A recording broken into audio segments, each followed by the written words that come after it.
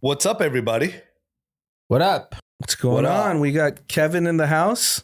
How we doing? Our another resident entrepreneur, longtime Kathy, Kevin Gould, co-founder of Glamnetic and INH. We're going to get into that in a second, but since you're here, I want to talk about the most important news of the week. What do we got? That's crazy. That's a bold statement. Given Sydney Sweeney for American Eagle. There's nothing bigger than that. I saw that. It's been quite a news week for her. We haven't talked about that yet? No, because it happened during the week. We didn't record on Wednesday. Damn, time flies, bro. I feel like that came out like 2 weeks ago. And Sydney Sweeney, apparently has great genes. Awesome. That's what she says. Amazing genes. I think America says that. I don't think that's a question at all. The data's in. And so American Eagle puts out a campaign with 4-second video of her wearing denim, Canadian tuxedo, top and bottom, and holy shit. The internet went berserk. One group of people absolutely loving it, and the stock popping, and then another group of people saying that she's a Nazi. Right. I don't get the Nazi part. It's because it's the genes comment is it's genetics, not denim. Like superior genetics. Got it. Yes, like Aryan. I don't know if people Blue know eyes. this, but the family that started American Eagle are the Schottensteins. Not part of the Aryan Sounds like a Brotherhood. Jewish family. Right. But somehow they'll twist that to be part of the negative. Stock gained 200 million in market cap.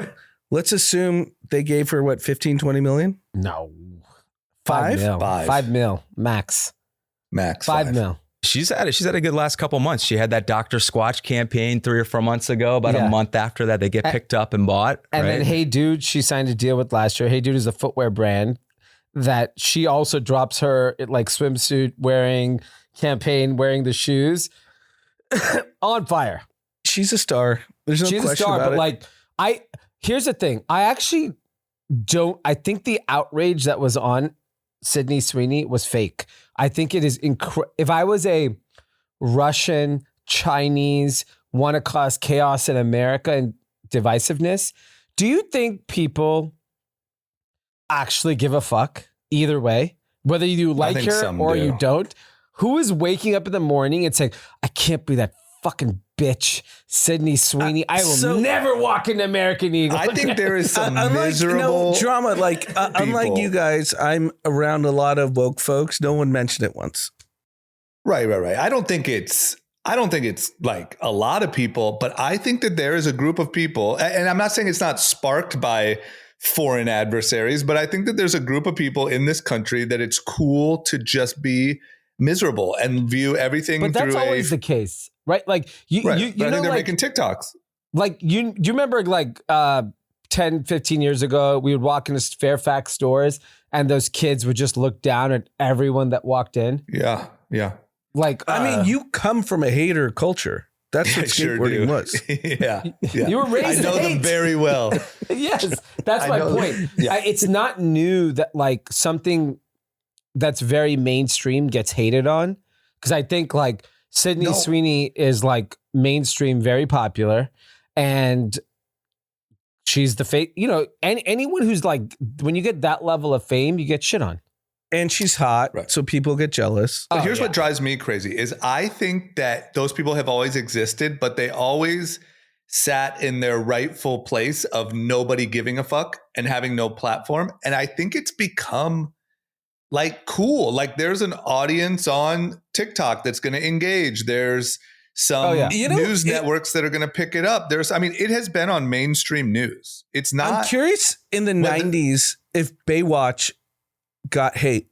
It got hate, but no one gave a fuck about what those people were saying. And now the problem is you couldn't hear. Those miserable people now have phone, and there's other miserable people with phones who now connect with those miserable pricks. And it's become kind of cool to be miserable. I think we celebrate being miserable more than we celebrate greatness. We've talked about this with like American exceptionalism. And it's cool to be a victim. Yeah, I think that pendulum has swung. Like, I do think we're going. I agree. I mean, the stock pop really points to. What's funny is it gonna pop long term? You think, or you think it's just another blip and then people forget about it in both directions? Look, I ultimately, like, we should revisit this conversation in a quarter when their earnings come out and see, did she even have an impact on sales? Because ultimately that will be does it move the needle in terms of actual gross revenue, or was it just a marketing stunt that got a little attention and people moved on? So that's going to be tough to tell. But like, even the stock popping, I saw a woman write on social media that this is the problem when bros run Wall Street and they think that Sydney Sweeney is going to have any impact on sales on American Eagle. Right. Right. It's so dumb. Did you see American Eagle's statement? Yes. That makes me really happy because I feel like in the past they would have backpedaled.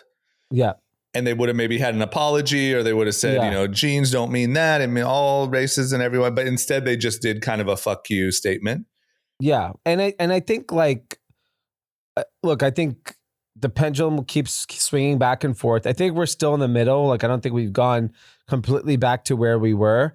But, if you vividly remember, what was that, 18 months ago when the little Instagram story with the guy who posted Bud Light that basically cratered the company. Right. When that happened. Dylan Mulvaney. And where we're at today, where I don't think it was I think it's pretty much changed because I think comedians have become kind of the mainstream media, in my opinion. Like, they all sell out arenas. They have Netflix shows. They say the craziest shit. Yeah. And everyone loves it. I know everyone doesn't love it. I think a lot of people love it. I think if you looked at, if you went. Even like an Andrew Schultz, who I actually really like, he says crazy shit. Yeah, I think it works. I think that's the pendulum swing. I think before they would have like not done a Netflix deal with him, and now it's the top thing on Netflix. To be honest, in this day and age, I think the most brilliant thing you could do if you were American Eagle is actually pay a bunch of creators to make videos about how they're Nazis. Because think about how many impressions they got from the outrage versus the initial campaign. Think American? Oh, I like that psyop. I think that's the 2025 genius. Get yourself canceled. I think that is genius marketing in 2025 because there's no actual kids are like, harm. You know what? I identified as being a Nazi. Did you see? Did you see Trump supported her because he found out that she's a registered Republican in Florida? Yeah, right. And she's like, got a tweet from the president. But think about the impressions of that ad. Yeah. And did you see him go after Charlemagne? I know this is off topic. Who, Trump? Yeah. Oh, I did see. I saw that this morning. I didn't see it. What did Charlemagne say again? Honestly, I think he said something along the lines of, "This has opened up an opportunity for more mainstream Republicans to come back into power eventually." And then I think Trump went off on him. And he said, "Why are you the god?" Because he's Charlemagne the God, right? Yeah. That's his moniker. Yeah. And Trump just went off on him. But what I love is Trump in his Sydney Sweeney thing, I think said like, you guys are fat, ugly losers or something. Yeah. Like that was his tweet from the president. I don't know. Did he say that? I think so. Hold on. You gotta fact check that one because Hold on. I don't remember that. I can't wait for Breakfast Club tomorrow. It's going to be fun because they're going to respond. I mean, Hot obviously, content week. it's the greatest thing that ever happened to them. Yeah. But yeah, I mean, I think the Sydney Sweeney thing was like very entertaining and incredibly like just insane how like people react to like a celebrity and here's what I don't understand. Like, because OnlyFans is like the biggest business on the planet. Clearly, people want to see that. Yeah. So what's the outrage? This is the thing. There are Instagram models and all that, right? This is where things have gotten crazy.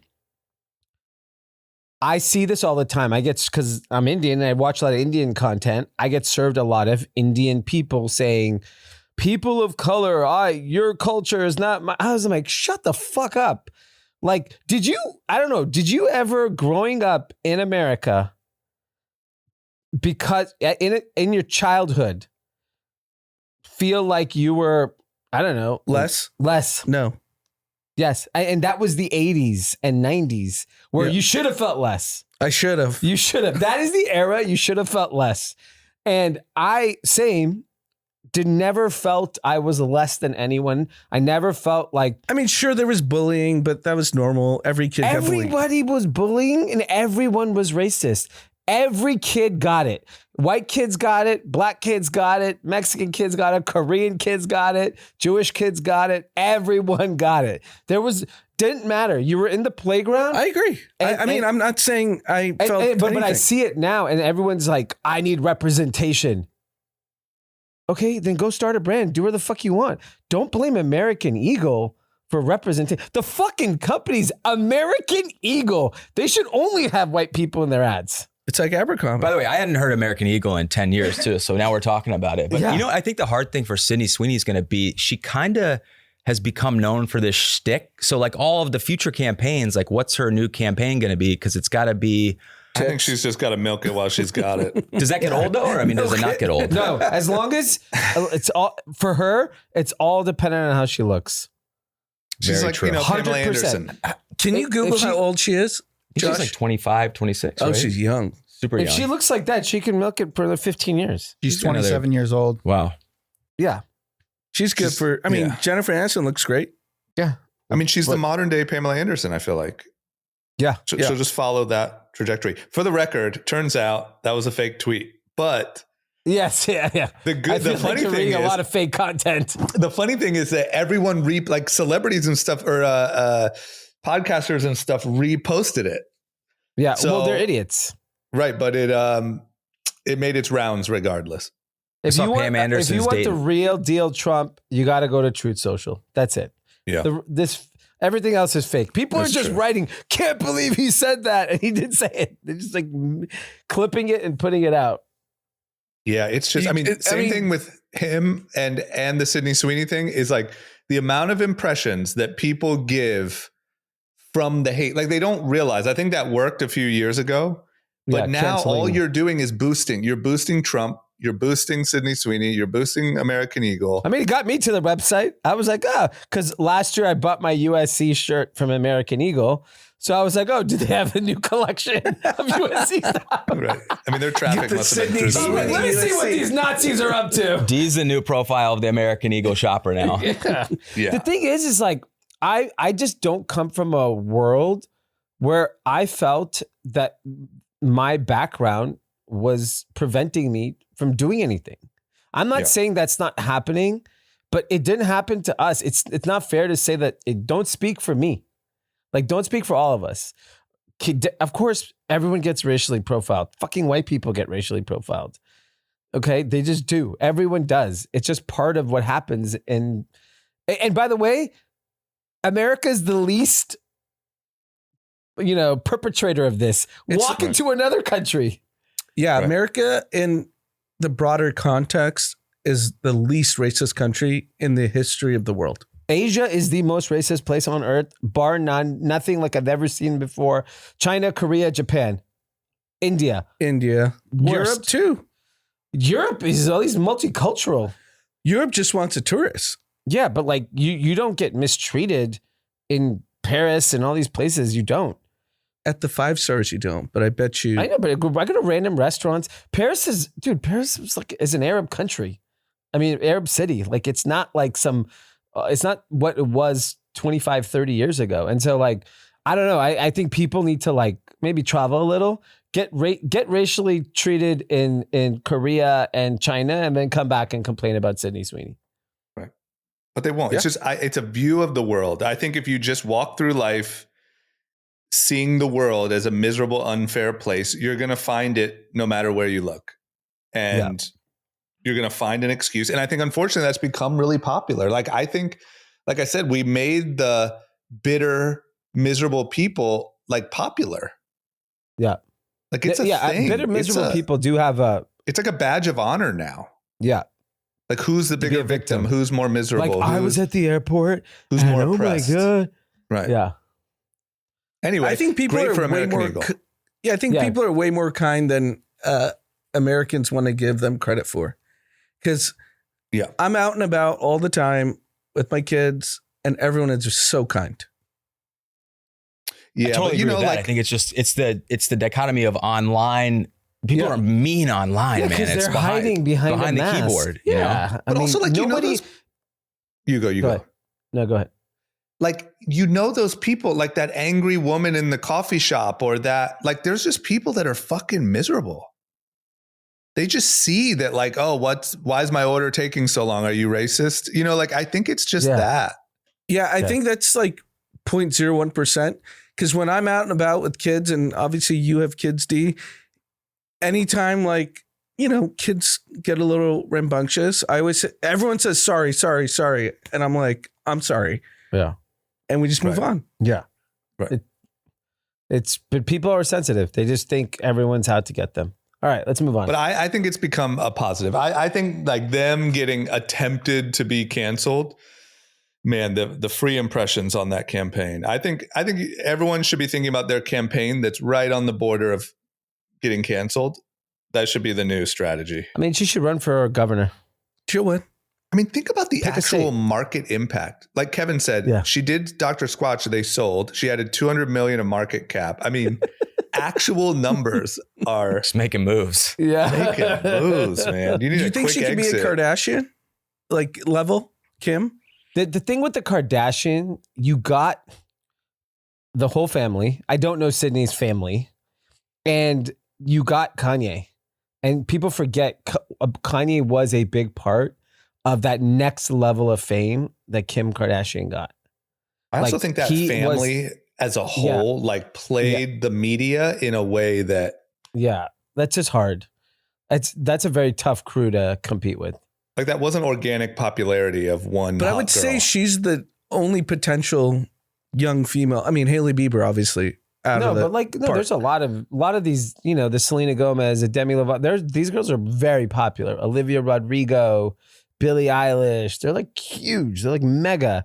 But to do what Kardashian Jenner, like you need the brains. There's just Kris Jenner. You need Kris Jenner. She's a genius. You need that. You need multiple content formats, right? Like I think she needs a podcast or something else to get out there because she's in a couple movies here and there, and then pops in on a gun But she'll be on Caller Daddy in the next month. I think she's the Republican Kim Kardashian. I saw a video of her on TikTok at the gun range. We'd love to have you, Sydney, if you want to come on. Yeah. Yeah. Their invitation is open. Good for her. Yeah. All okay. right. What next? Kevin, you got some exciting news. Speaking of exciting brands, you guys are launching a huge collab, it looks like, with a bunch of sports IP. Yeah, I think got a lot of exciting things in the works. I don't think I've been on here in a while. I think it's been at least a year. Yeah. So maybe I'll catch you guys up on everything. Yeah. It's been I feel like every time I come on, it's been a crazy year. I think this year growth has been great. And then we got hit with tariffs, right? So I was actually in China when the tariffs broke. And I think let people know about the businesses that you have so they can wrap their head around it. Yeah, quick recap. I have a holding company, have two beauty brands. One's called Glamnetic. It's a press-on nail and eyelash business. We started D2C. Now we're pretty heavily distributed in retail. So Ulta, Sephora, Ulta Target. And then I have a hair extension brand called I&H Hair. There's a consumer side that's also in Ulta. And then we now have a professional side where we actually sell hair extensions to hairstylists. And then, the thing, you referenced this kind of sports collab. This has actually been in the works for a year. So this week we are launching a collab with Fanatics. We're doing Glamnetic x Fanatics. We've got multiple leagues, multiple teams. So the first drop, we're coming out with NFL teams, MLB, and lots of colleges. And this, we really kind of started brainstorming this about a year ago. And when I would walk in the stores and, and look at sort of the merchandise, there really wasn't anything in licensed beauty. And I think there's a few things that have happened in the last year, right? Insane idea that there isn't much in licensed beauty. There's really not much, or even for women in general, right? There's sort of like a female section with like, they slap kind of like a pink, pink hoodie on it. And that's kind of it. And so we just really thought there was a gap there. And I think, luckily with press on nails, it's really a form of fashion. Yeah. And then I think when you combine that with what's been happening in sports over the last, 2 years, you've kind of got the Caitlin Clark effect where I think, women rightfully so are getting a lot more attention in women's sports. And then you've also got the Taylor Swift effect. And there's this whole net new audience that's coming into sports. So we're overall like really excited about it. And I think, there's really no better partner to do it with than someone like Fanatics. So Fanatics has the licenses to all the teams, right? Yeah. Fanatics is by far the largest, leader in licensed sports merchandise in the world. And I think at this point, right, also just a mover of culture. Yeah. And so they, they hold the license. Like we could have probably went ourselves and went to the different leagues. But I think when we took a step back and looked at it, I think they're an incredible partner. They've also got not only the relationship with the leagues, they have all the distribution with stadiums, arenas, campus stores. And, as much as we'd, we want to go and get on college campuses with these products. Like, I don't think we're going to have our sales team going around trying to open up new doors, selling into every single individual college. Yep. And so it just made a lot of sense to partner with them, and they've been great. They have a group that focuses completely on the non-apparel side under Fanatics called Windcraft. And so work really closely with their team. And it's been a great experience. So we're super excited to launch it. So I have a quick question. What do you project to be the number one team? Which league? If you were to pick the individual team that will outsell all the other teams. Obviously it's the Chiefs. I don't know. I think the Cowboys is going to be up there, right? The Cowboys are always a staple. I think the Chiefs. I think that because of Taylor, because you're doing women's product, right? Yeah, it's nails, right? So we've got, and we kept the nails. Like if you take a look at it, it's super subtle. We've just got the team logo on, 2 of the nails because you want these to be wearable, and people aren't going to wear them just for the games. They're probably going to wear them for a week or so because they stay for up to 2 weeks. I think all the SEC schools, Alabama, LSU, you're going to have Florida, you're going to have Michigan State, Ohio State, Michigan, all the top teams that those are also going to track as the top teams. Yeah. And I think for us, like whenever we've done collabs, they're always an amazing gateway of bringing net new people into the category, right? Yeah. So it's a high affinity audience where obviously people love their school, they love their team, and it's kind of their gateway into Glamnetic. Yeah. That's amazing. That's cool. And, you were leading with this when you started talking. How has Tariffs been affected by this category? A lot. We wanted to get this thing out months ago, and we honestly had to hold off. So I was in China when the tariffs first hit, and I think that was a really brutal 3 or 4 months. And I think now, there's some sense of clarity ish on what's going to happen. I think everyone's just had to adjust their business model. So for us, we raised price a little bit. We're still having to eat some margin though, right? Because we couldn't raise price on all of our products and pass everything through. So there's a little bit of a margin hit, but it was scary, man, when it happened. I think when you get slapped with 145% tariff overnight and you make 100% of your products in China. Yeah. I don't know about you, Drama, but it was not fun. Are you bringing manufacturing back to America, or are you guys just going all in on China? America first. It's a very nice goal to have, but I think press on nails are going to stay over in China. You know what I think? I don't know about that. I feel like D is like you're like a 50-year-old white man from Orange County. That's your personality. I like that, Sydney Sweeney. Are you moving your product to America? Sydney Sweeney, bring those goddamn nails back to America. You know what I think would be great marketing for your product is, you said the SEC schools, right? They're the biggest thing on the planet right now. And the applications for SEC schools are like through the roof. They do that like sorority dance thing. Yeah, it's Rush Week. It's Rush Week.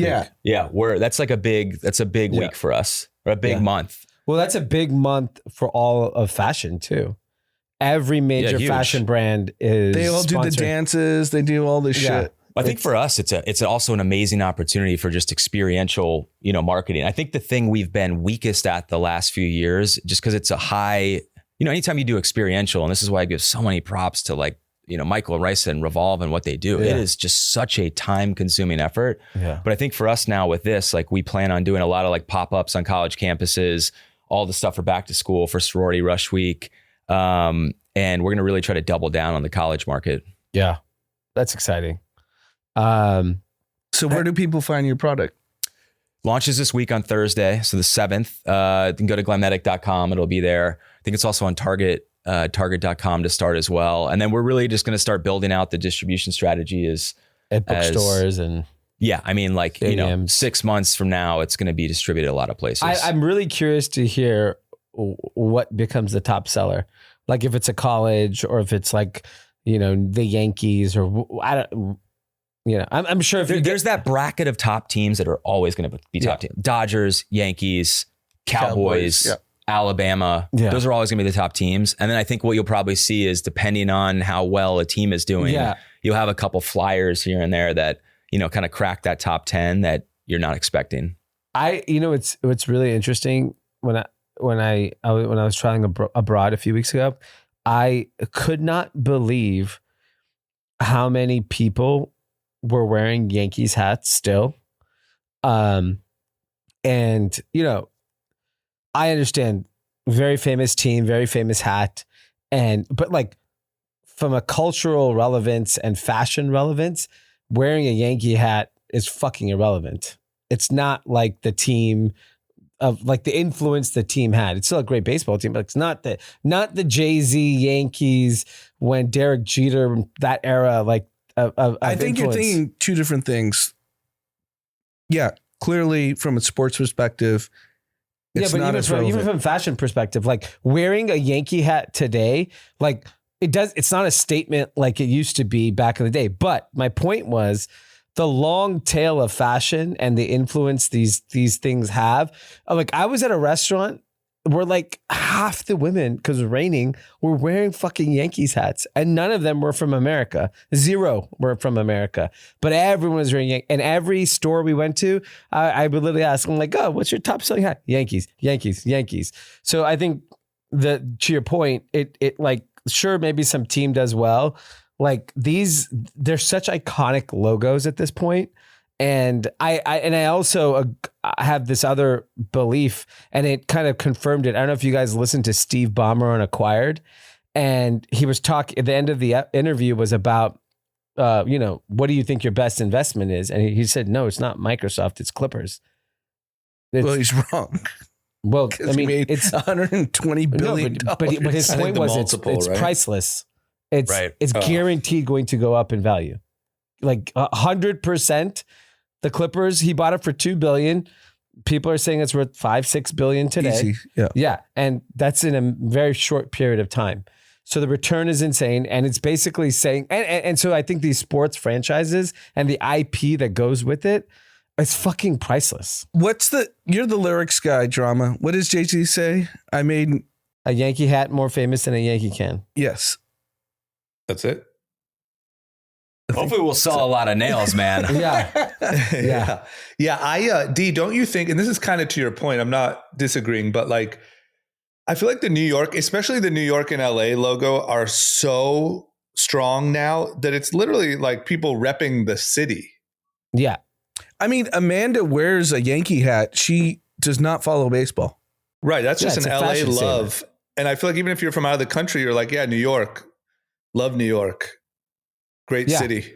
Yeah, to me, it's a Times Square hat at this point. Like, right. I think it's that famous of a logo that people but like, you don't see Dodger hats when you leave LA. Like, you just do not fucking see a Dodger hat. It reminds me of how like Japan. Even on, remember on Young and Reckless when we made the shift to putting like Los Angeles on a bunch of stuff. Yeah. And it worked really well because it was like people even in middle America liked Los Angeles Reckless on that. I feel like people just like to rep these big cities. Yeah, it's fascinating. The other thing I wanted to ask you, Kevin, was so one of the things that got reported over the week was 3% growth in GDP. And I by the way, I don't believe that number, and I don't believe the labor statistics number, and I'm glad Trump fired that woman because I think all the numbers that anything the government puts out is fucking horseshit. Yeah. And the JDP is complete horseshit. But GDP. Yeah.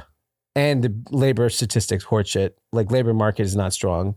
And so. But he fired the person because he didn't like it wasn't growing. Yeah. But no, he said he thinks the numbers are bullshit, which they are. I believe that. Yeah. The CPI, they only take into account 30% of the goods. Yeah. So I guess give it the rationale that there was 3% GDP growth was that a lot of tariff spend was pulled forward. So things like iPhones, Apple had like a blowout quarter on iPhones. That was an item that people were rushed to buy because they thought tariffs would impact the cost of the phone. Cars got purchased in like record numbers. So there was like this pull forward of spend. I can accept that. Did you see that in your business? Because I didn't see that across like fashion. What's interesting for us, and I think this is where category and tailwinds and headwinds are really important. And I think it's very particular. For us, our entire category is on fire. Everyone is moving, women are moving from salon. Salons have risen 25% in price in the last 4 years. So what's that doing? A girl that makes $60,000 a year is priced out of the salon. They're moving into, DIY at home. So there's a lot of tailwinds building the category. So for us, it's really hard to tell because the growth has been super strong. Yeah. We raised price a little bit. Haven't seen any. And when you say a little bit, is that 5%? Like 8-9%. Yeah. But what's your most popular ticket? We have a $15 nail. We had to raise it to $16, right? So it's $1 here and there, and so it's negligible, right? It's not meaningful to their alternative, right? Which is their salon manicure is going from 150 to 180, right? Which is a huge jump. How much is a manicure? Do you feel like depends? Do you feel like because it's so popular to like the girls do like makeup routines, like that's affecting behavior, that it's actually just becoming more normal to do it yourself? Like I don't see I think it's money. You think about it. Do you want to cut your own fucking hair? I don't. I think there's a few things. I think there's 100% the money aspect. So all the things I just mentioned, right? Salon services and salon prices have went way up. That's going to drive people to at home. Right. I think the quality of product of DIY has gotten a lot better. So press on nails 10 years ago didn't look that great, flimsy, weren't high quality. So now you can get a salon quality look at home. And I think, again, it's very category dependent. I think people still need to go to their hairstylist, right? They might stretch it out longer. So in our hair business, the professional hair business, what we're seeing is that the purchasing is still there. It's just they're making it stretch a little bit longer. Yep. Right. So both Drama and Kevin, what is the current tariff China policy? Because I saw they extended 90 days and no one's been able to explain it to.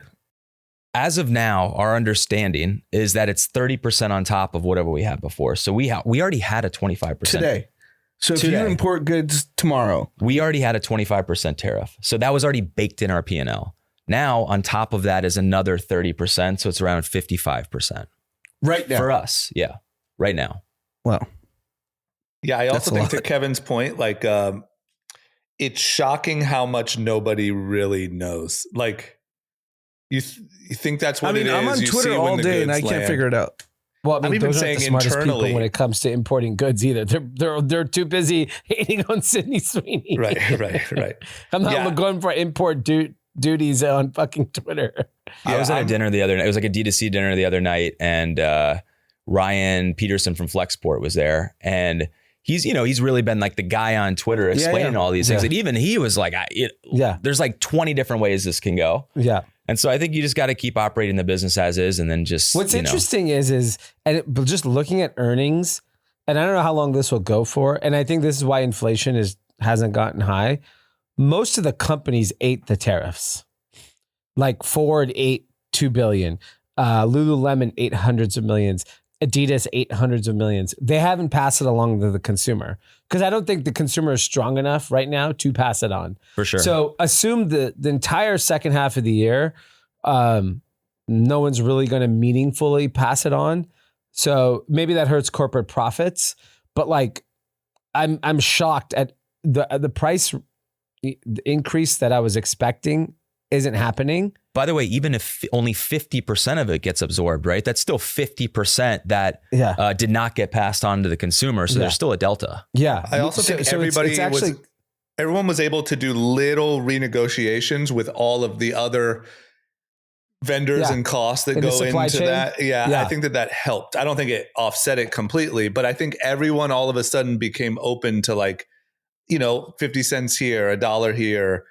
Well, little stuff where you could save yourself. And I'll tell you who, if we're being honest, who can you squeeze the most? The factory. Right. If your business is growing and you got cash, they're the easiest to squeeze.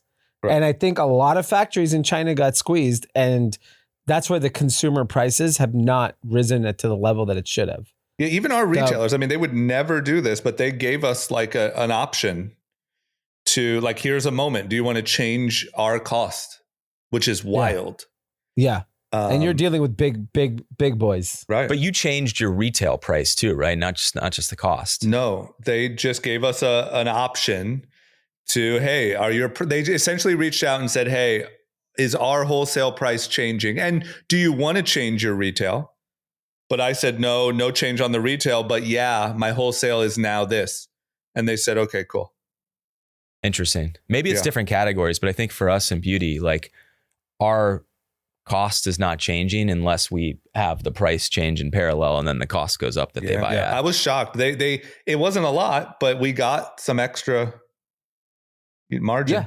Yeah. If you got a few points here, a few points there, then you squeeze your factory, then you squeeze this. I'm not saying you can't offset the full amount, but I think another thing is that I don't know if this impacts Ford. Well, I think it does. If you look at all of Ford and all these people's ads, it's really popular now to say made in America or whatever. Yeah. And I think that a lot of brands realize that there's kind of a public sentiment issue.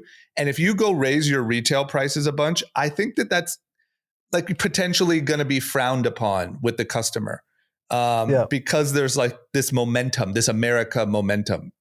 Did you guys see that thing though, where there was an American flag on Amazon, and there's one that says made in America, and then there's one that's just made in China, and the one made in China is $12.99. The one made in America, has to be $29.99. Yeah. Obviously, the China one is 10xing the sales of the made in America one. So everyone says they want it. Yeah, but I think that's good. I'm down with that, because if you're so bent up on buying a made in America, then you have the option. Go do it. 100%. And if you're comfortable buying in China or Bangladesh or wherever the fuck you want, I think, and that's what we should do. We got to just give the consumer the choice, and they'll decide. Yeah, and look, I'll be honest. I don't think that it's necessarily that they need it to be made in America. I just don't think they want their prices to go up. Yeah. And if it does, I think that people are just hip enough to what's going on that they know that if you're raising your prices a lot, they know what you're doing, because they kind of understand this whole America First tariff thing. And what do you think the flex and percent increase in your product where sales drip? Of what, is it retail 20? Price? Is that what you're saying? Yeah. Say that again. No, meaning what percent? So if you sell for $20, he just said $1. 5%. 8, 7, 8, 9%. Yeah. I think if you start pushing 15, 20%, it's a lot, right? Yeah, you're out. You're kind of at that break point where it's I think your conversion's going to dip. You can kind of bury 10% or less, I think. And I think I think it matters what your competitors are doing too, right? So if you're isolated and you're raising prices and everyone else isn't, then you have a real problem. Yeah. Right. And I think it matters, like Kevin keeps saying, you're the category you're in. I think if people are used to paying a certain price on certain things, they notice little increases. I think if you're in a hot industry, or like Kevin said, his industry is doing really well, you can add $1 here, $1 there. It doesn't really matter as much. I think it depends on the item. Yeah. Speaking where price is a big conversation on social media.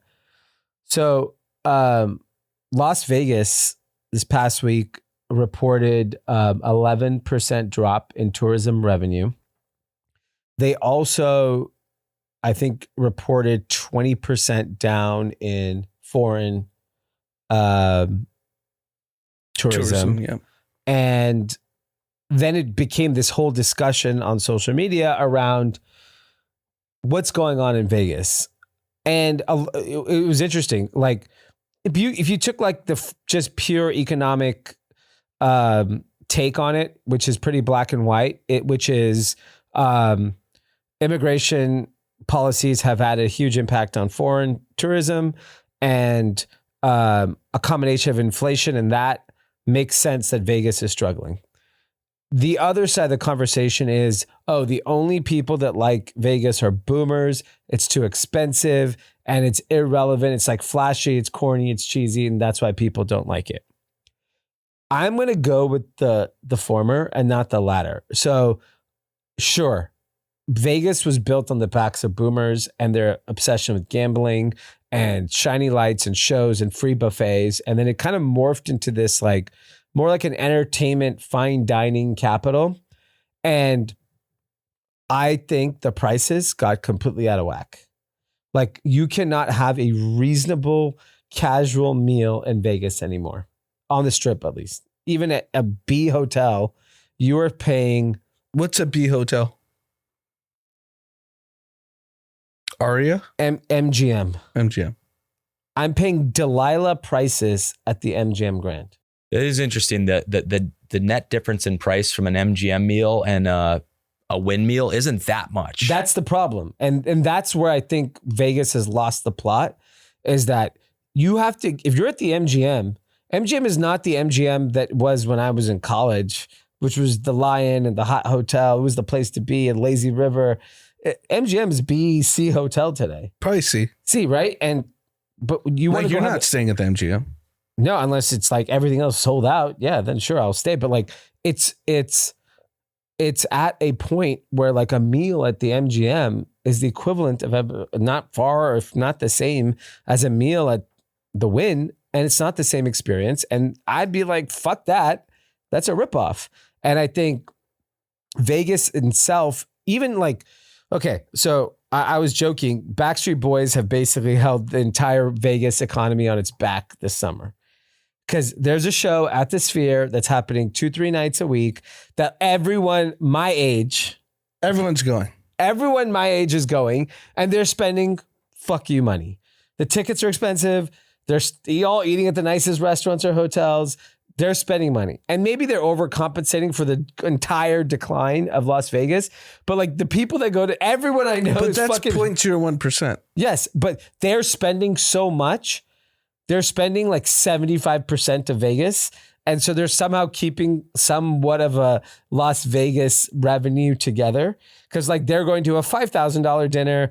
They're booking a $30,000 private plane. Their tickets are $1,000 each. Yeah, Luca was there. Yeah. Ashton was there. Yeah.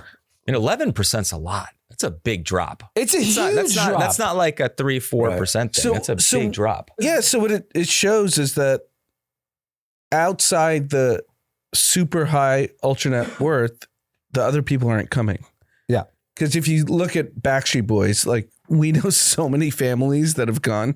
Yeah. I know like so many moms from like Vivian's school that are like planning these trips and all this thing. I know every single one of my friends is going. Everyone I know is going. But the other point you brought up, right? Like, is Gen Z going at the rate that millennial, when we went 15 years ago 20 years ago for the first time, are they going at that same rate? It's too expensive. So let's just say you like John Summit, and John Summit's at the Wynn at XS.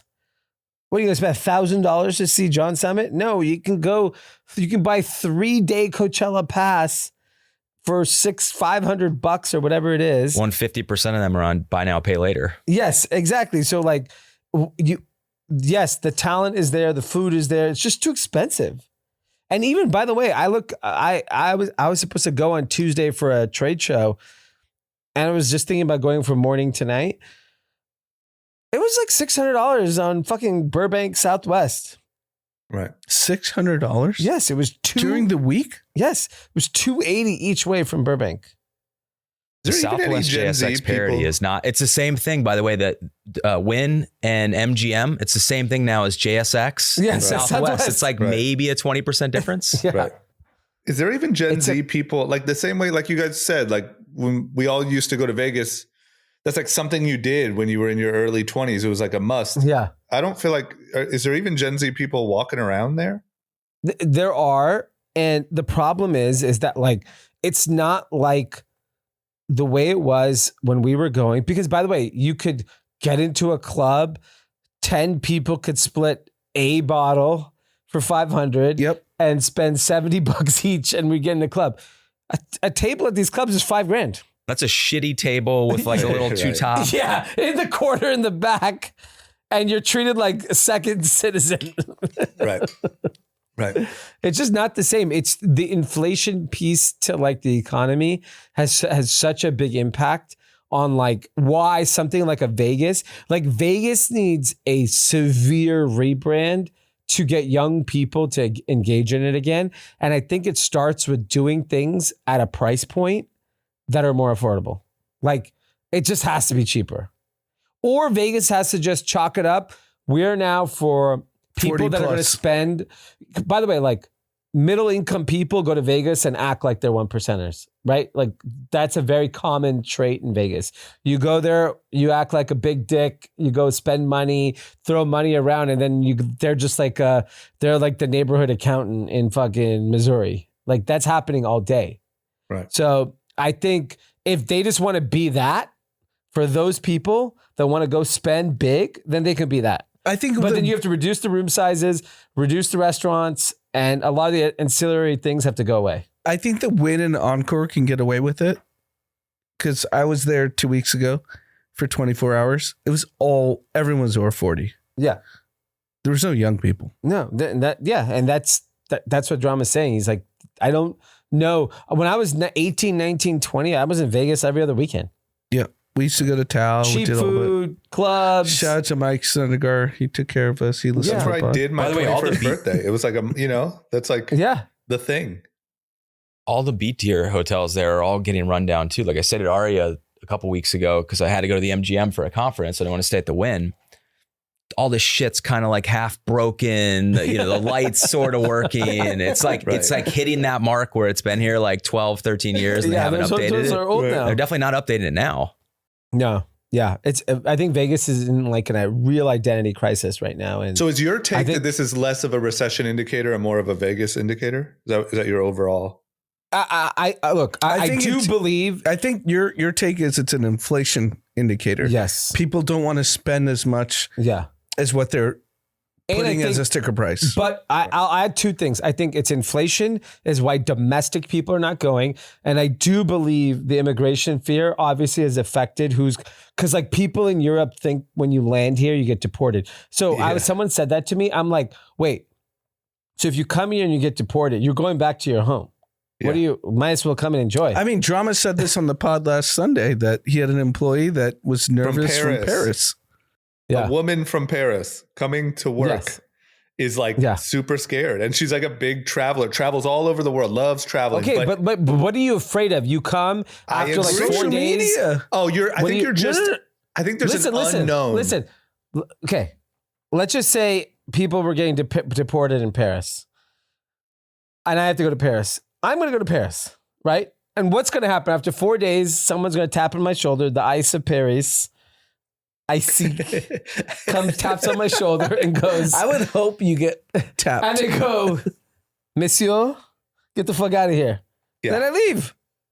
Yeah, I think, What's going to happen? We're going to put me in a Paris prison? No, you're right. I don't agree with it. I don't think it's rational, but I think the fear is like, you're going to get here and they're going to pull you into some room and they're going to interrogate you. And they're going to I think that's what the news in these countries is saying. I'm sure in the liberal news in Paris, they're probably saying don't travel to the U.S.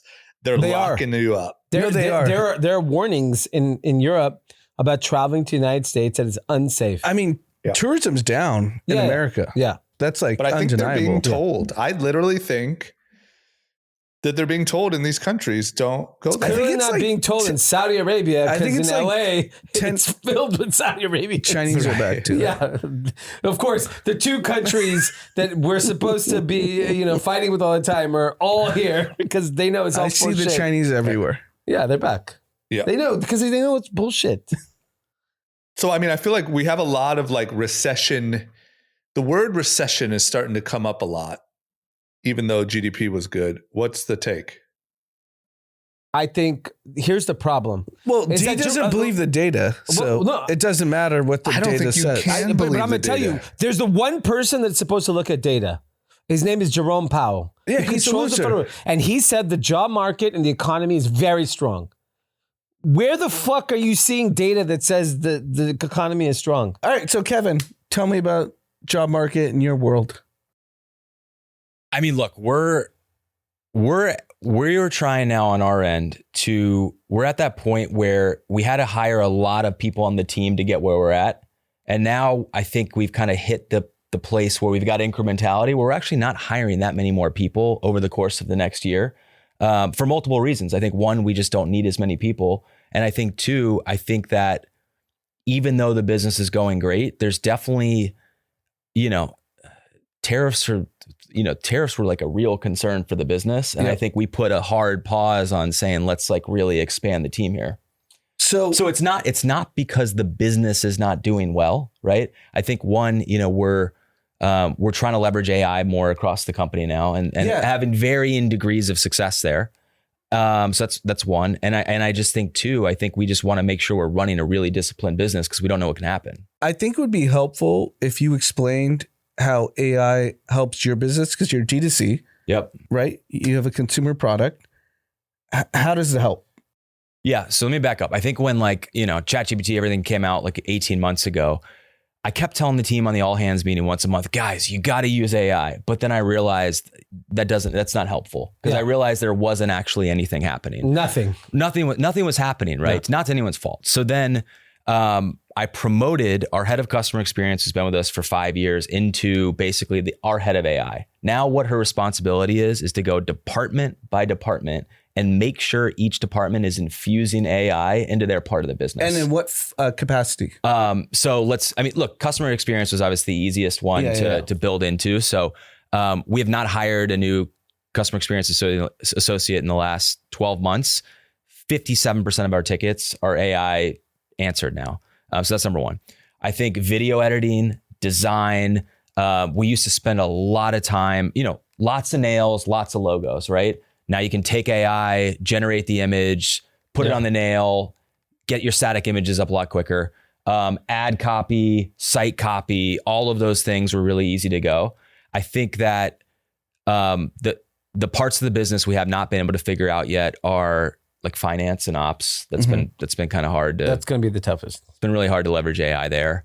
But I'd say 70% of the business is using AI in some form, and it's made us more efficient. So what percentage you've hired fewer people than you would have maybe like 6 years ago? We probably would definitely have one or two more designers now, one or two more video editors, definitely more customer service associates. So probably 10 less people. Yeah. And I think we have 90 employees across the companies. Yeah, that makes sense. And to your point around hiring and just looking at the data, Jerome Powell is making decision based on this data, which is continuing to be a lagging indicator. So if you look at the Bureau of Labor Statistics on the jobless claims and all the stuff around employment, it's revised constantly. And part of the reason why it's revised is I was reading someone who worked there who got very defensive, and they said, it takes time. We can't get the information fast enough. Then fine, stop fucking reporting it every month. Report it at a quarterly level. Maybe if it's in a quarterly level, you'll have time to give more accurate information. But the Federal Reserve, which is really keeping the entire economy on its fucking tippy toes, is saying everything's great. We don't have any issues. And so if that's what everyone believes and that's the data, I can live with it. But like, I can go through 50 more topics that are happening in America today that says that the economy is soft and the labor market is softening. There are no home sales. That's for sure. Yeah. And so So I think those are all indications of like a healthy economy. And so do I think we're unhealthy? No. But do I think we're on the verge of like some suffering? Yes. So would you cut rates or, Yes. or hold? I would You'd cut. Yeah. And I'm only cut. I would not cut like Trump wants 300 basis point. That's absurd. It's completely insane because that would just cause inflation. But like you could do 50 basis points and then watch. That's what they just did. They did it in Q4. Okay, cut it. Wait for 6 more months and see where we land. If shit gets better, fucking raise rates. I don't give a shit. So you're in Florida. What's the economy like? Forget tourism and like partying and all that stuff. What do you see? I mean, condo sales are toast in Florida. Yeah, I mean, look, I think you have to separate the housing market. So I think nothing's moved. Here, I haven't seen anything moving. You know, in Florida and Miami specifically, I haven't seen anything moving. I know the condo market is shit right now. Everything else seems business as usual. I mean, certain industries, like, you know, I go to the gym, talk to different people in the gym, like the guy that owns a used car dealership, not doing so hot right now, right? That's been the last 2 or 3 years though. So I think it's very industry specific, but I haven't seen anything much different between Miami and LA. Yeah. Feels the same. Feels pretty similar. Yeah. I agree with you. I think I would cut like 50 bips and then you can always raise it back up. Yeah. I think they're so worried about, you know, cutting it and then they have to raise it. But I mean, you have that power and flexibility. Yeah. Go do it. And then if inflation comes back, fucking too late, too stupid. He is too late, too stupid. I agree. I don't think anyone in the world wants to hold rates. No, you can't buy a home. You can't buy a car. You can't buy a home. You can't have a credit card. So he is too late, too stupid. I've said this since 21. Yeah, but the problem is now, and I'm Powell the wokey. I'm the wokey in the pod. Yeah, Powell now feels he can't succumb to Trump. That's his problem. It's ego at this point. I love the whole hard hat thing where they both at the Federal Reserve together. That was like a Curb Your Enthusiasm. That was unbelievable content.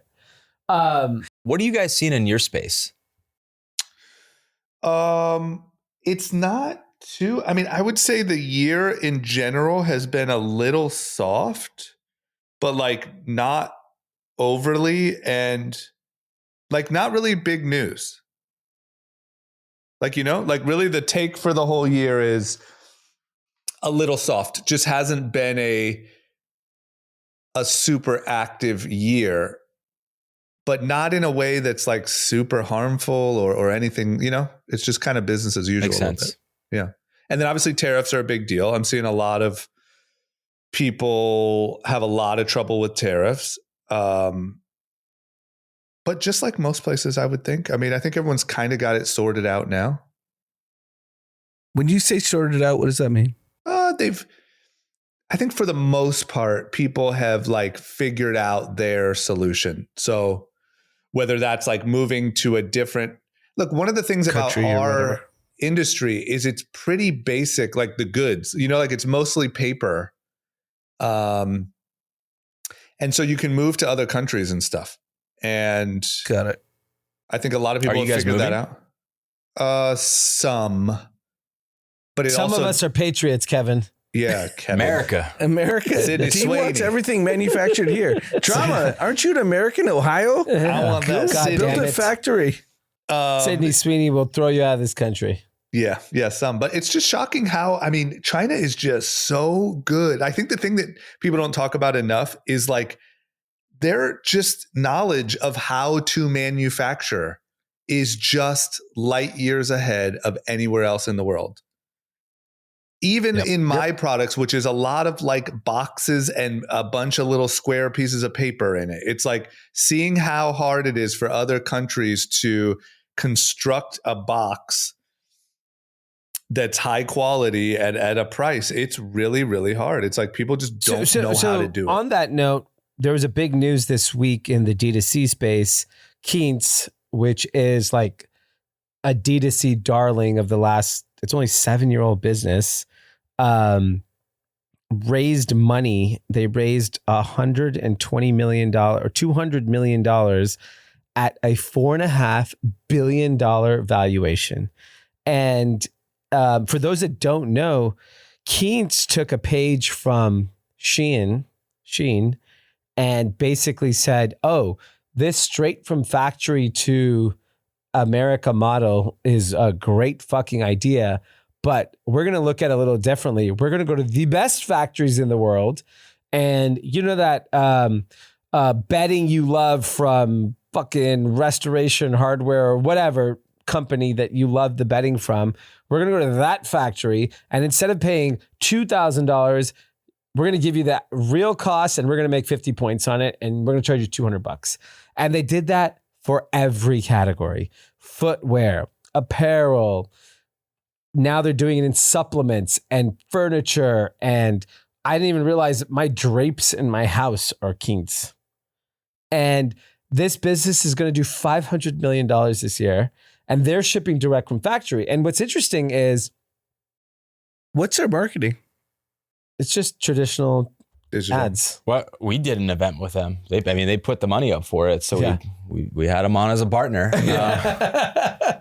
And like, I mean, my fucking pants are Quince, by the way. No joke. What? 500 million's no joke. It's no joke. And I'm telling you, if I would objectively look at it, it's like, it's got Nordstrom / Macy's type scale in terms of opportunity, because it's going after like this like premium product segment that the consumer may not care that it's branded, but they really care about the quality of it. And the prices are so I'm wearing Quince linen pants. You're repping these guys hard. And I'll tell you why. I bought last summer for a trip. I bought James Purse linen pants. I have James Purse shorts on. My James Purse linen pants were $450. Makes sense. How much are those? $49. Wow. Oh my God. Did you, how did you make that purchase? Like, was that for a trip and then you searched linen pant, or like, how did you discover it? So I searched linen pants, and this is how I got the James Purse one. I just searched linen pants. It's at James Purse LA, and I really wanted it for the trip because I didn't have any. So I just walked in the store and bought a pair, and I didn't like it. I was gut wrenched by the price of that pant. I don't own pants that are that expensive. Most of my pants are much cheaper, and I searched it and I said, "Oh yeah, Quince. I remember the business." And I bought these pants. They're $49 fucking. I mean, look, it's impressive what they're doing, but they've also raised a shit ton of money. What I think is a lot more impressive, we were talking about it before the pod, is this kid Hudson from Comfort Clothing. I don't know if that I need to hear about. Can you explain that whole story? Yeah. So I think I'm buddies with him. I think Drama knows him a little bit. So there's a brand. It's the largest TikTok shop brand in the world called Comfort Clothing. Okay. This guy named Hudson started it. I think he is the best. This is not an understatement. I think the best modern day TikTok marketer on the planet right now. Wow. So I meet this guy. He's probably 25, 26, 3 years ago. He's doing $5 million. He comes to my house. What is he selling? He's selling hoodies. He's got Comfort Apparel, which is like the main brand. Is that men's, women's? Men's and women's. He's got like hoodies, travel gear, travel wear. He's got Comfort Kids. He's got Comfort Pet. What's the price point? They sell like a blanket. 15. What's a blanket, Drama? How much is a blanket? They sell like a blanket. They sell, whatever. But yeah, $50. $50 $50 to $70 for, for a hoodie, right? So he comes to my house. I don't know, 3 years ago, he's doing $5 million, says he's going to get to 17 for the year. He comes back to my house at the end of the year. He does 60. Then last year, I think this is all public. He's, on podcast and stuff. I think he did 220 last year, and he's on pace to do 500 million this year. That's unbelievable. Solo founder, no outside investors. Oh my God. And that's way more impressive. How did he finance the production? I think he had really good terms with his factory. Got it. I mean, like, we would not have been able to do that. Like, I think we all three of us have been in this business. It's tough to finance production. And he's got a very, very profitable business as well. So it's not like one of those things where he went, to 500 million. That's way more impressive than Quince, to be honest, because that's bonker numbers with no cash. These guys have at least raised $450 million. So you can kind of hide a lot of mistakes at $450 million of fundraising. But this is unbelievable. It's pretty incredible. What do you think he's going to do? Like a Fashion Nova style, just cash flow it and just keep going? Yeah, I mean, I think he has plans. You should probably come on the pod. I should introduce you to him, you guys. But he's got plans for other categories and adjacencies, and he seems pretty bullish about the business. So yeah, I mean, 500 million is like obscene. I think that's the crazy thing. He's growing it that fast, and it's throwing off real cash, which is impressive. That's amazing.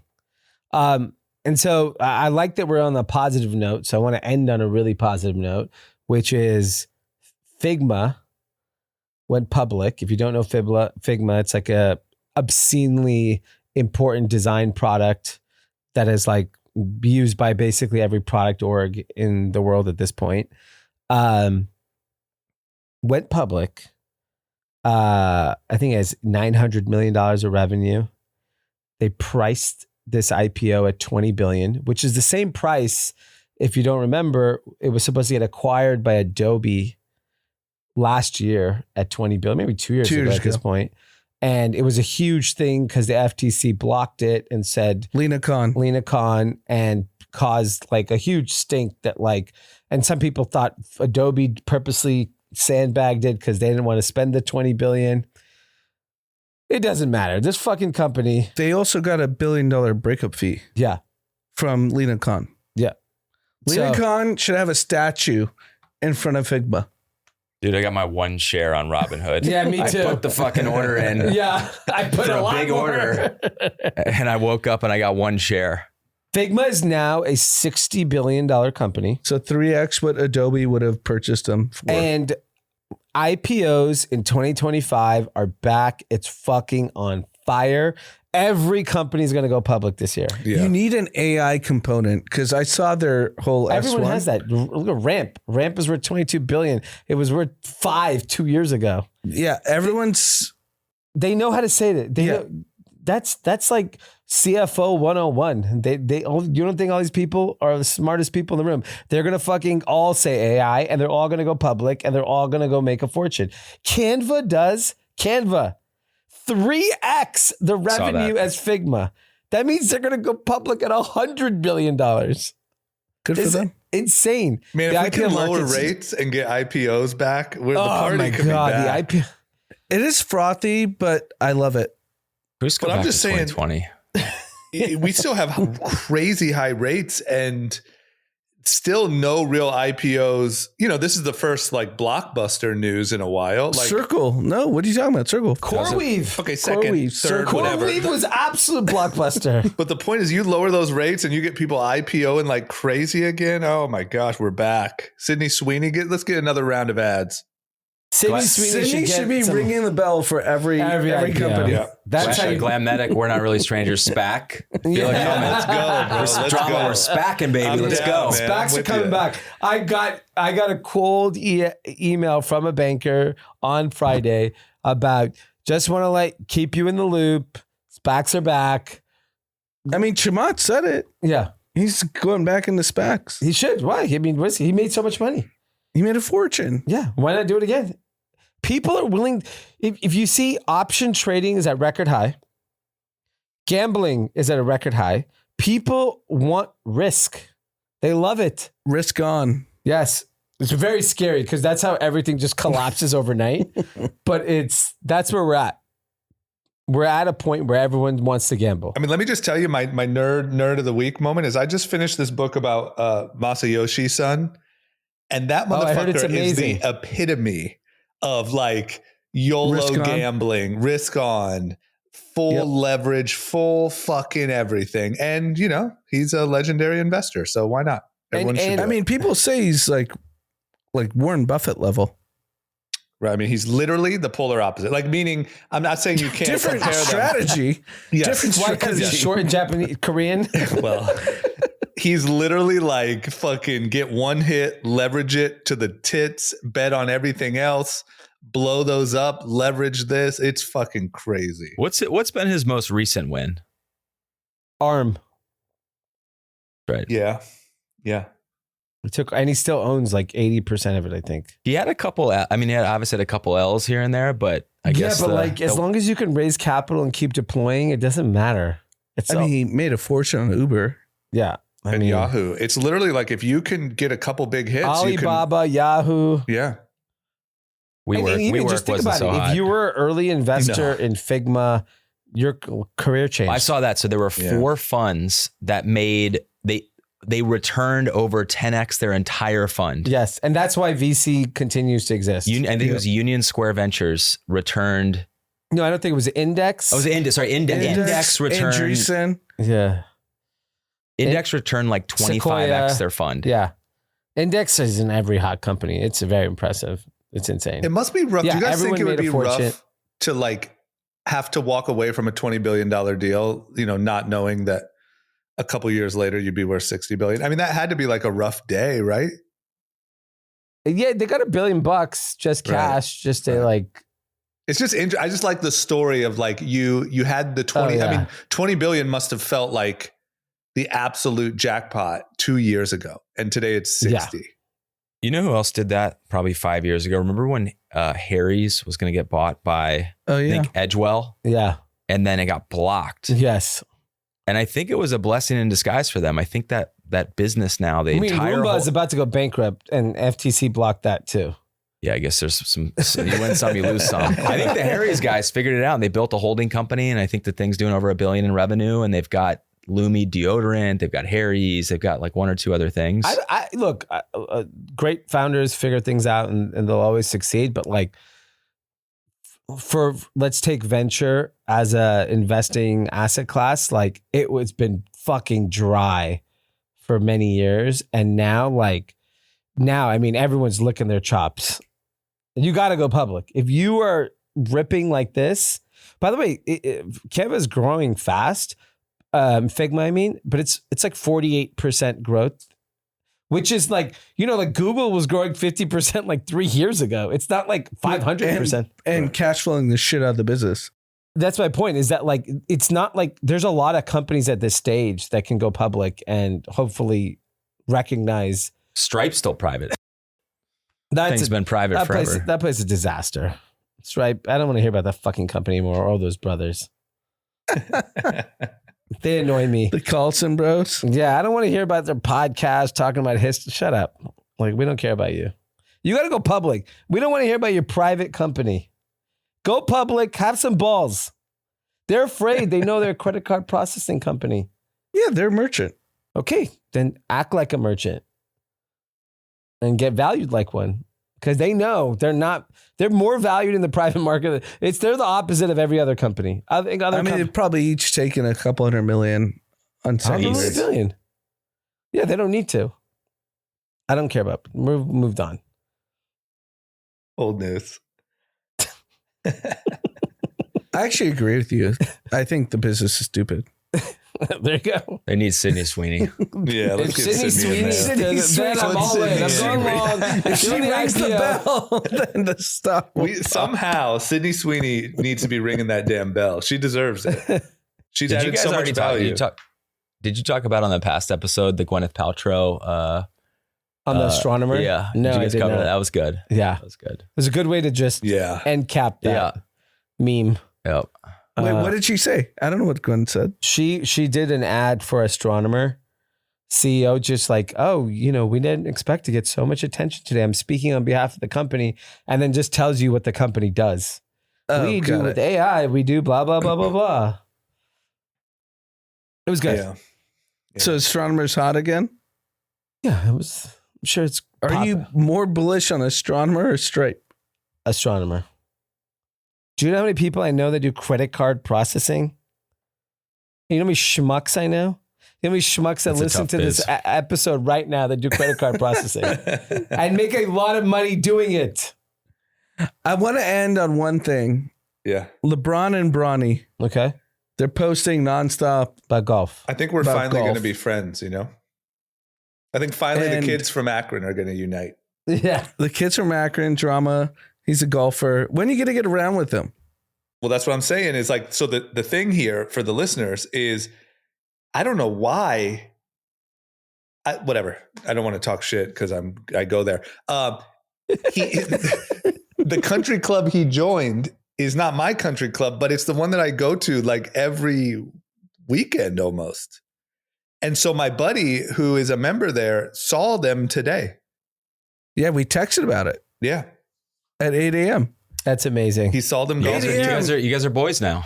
He's at the driving range at 8 a.m. getting a lesson. Yeah, I'm going to see him and just like, shoot a ball in his direction and be like, hey, sorry, Bron. What's up? Akron, right? Yeah. But he's just there like that just feels like his like retirement two-step. Like he's on his. But it's interesting the club he chose because he could get into any club. I think. Not any club. Not LACC, but he can get into Bel Air. All but one. I wanted to golf with drama. Yeah. Yeah. I don't know. It must be, I think it's really close to their house, but so is Bel Air. I don't know. It doesn't quite make sense. Maybe it's more low key. But he's posting. Yeah, you're right. I don't know. Maybe because you can post and do that.